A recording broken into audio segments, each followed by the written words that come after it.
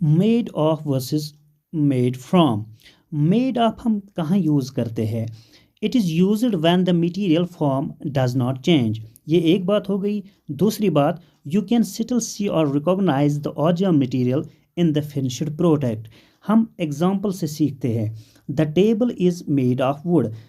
जब भी हम एक चीज़ को दूसरी चीज़ बनाते हैं, हमने वुड को यहाँ पे टेबल बनाया है, तब भी हमें उस टेबल में वुड देख पाते हैं। यही बात हो गई, यही मतलब हुआ कि one the material does not change. That ring is made of gold. Gold से हमने रिंग बनाई है। हम रिंग में अभी भी हम रिंग में गोल्ड देख पाते हैं। इसी तरह the chair is made of plastic.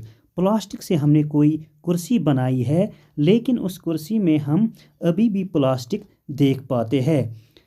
यही मतलब है कि हम मेड ऑफ यूज़ कहाँ करेंगे? हम वहाँ करेंगे जहाँ मटेरियल अपनी नेचुरल फॉर्म नहीं छोड़ता है। इसका मतलब ये है कि जब भी कोई मटेरियल चेंज नहीं होता है, तब हम मेड ऑफ यूज़ करेंगे। और मेड फ्रॉम हम कहाँ यूज़ करेंगे? When the material is completely changed. जहाँ पे मटेरियल चेंज होता है, जहाँ पे मटेरियल चेंज होगा, वहाँ हम मेड फ्रॉम यूज़ करेंगे। एग्जाम्पल से सीखते हैं।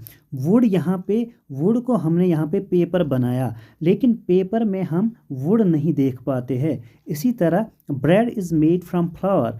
फ्लावर से हमने, आटे से हमने कोई रोटी बनाई है, लेकिन उस रोटी में हम अब वो आटा नहीं देख पाते।